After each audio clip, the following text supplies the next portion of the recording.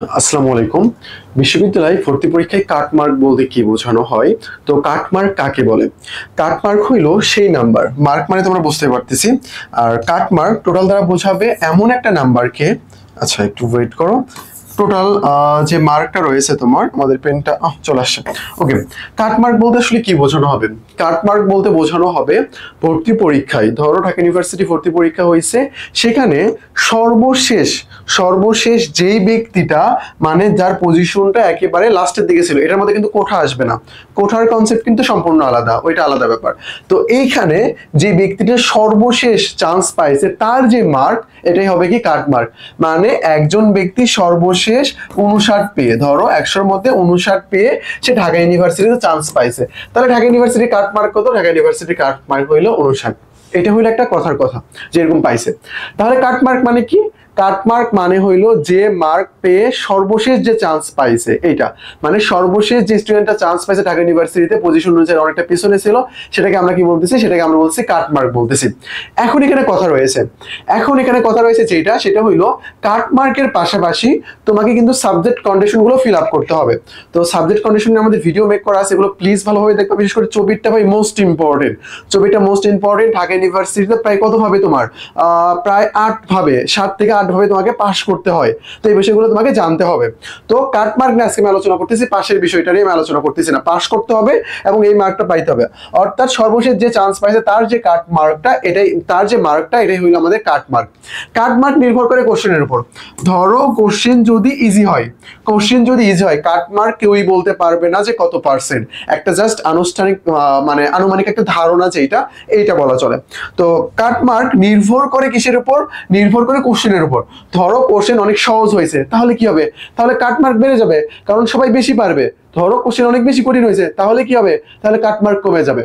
তাহলে কাটমার্ক কার উপর নির্ভর করতেছে? প্রাথমিকভাবে কাটমার্ক নির্ভর করতেছে তোমার কোশ্চেনের উপর, কোশ্চেনটা কেমন হয়েছে তার উপর নির্ভর করতেছে কাটমার্কটা, এইটা।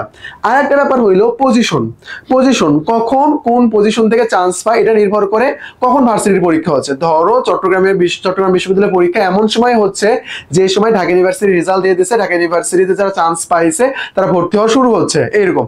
অথবা জাস্ট ভেবে রাখো যে রেজাল্ট দিচ্ছে, তারা চান্স পাইছে, এরকম সময়ে যদি চবির পরীক্ষা হয়, তাহলে চবির পজিশন যেটা, এটা বেশি দূর পর্যন্ত যাবে না। কেন যাবে না? কারণ ঢাকা ইউনিভার্সিটির পোলাপান যারা চান্স পাইছে তারা তো ছবিতে পরীক্ষা দিবে না, বেশিরভাগই দেয় না, শখ করে আসে, ঘুরতে আসে, ওইটা পরীক্ষা দিবে না। পরীক্ষা না দিলে কি হবে? পরীক্ষা না দিলে পজিশনটা বেশি দূর যাবে না। কেন যাবে না? কারণ চান্স তো পোলাপান পাইছে এখানে, তারা তো এখানে আর পরীক্ষা দিবে না। তার মানে কি? তার মানে পজিশন কিন্তু আর বেশি দূর যাবে না। ধরো পরীক্ষা এমন সময় হয়েছে কোনো ভার্সিটি রেজাল্ট দেয় নাই, সবাই পরীক্ষা দিছে, তাহলে পজিশন বেশি দূর পর্যন্ত যাবে।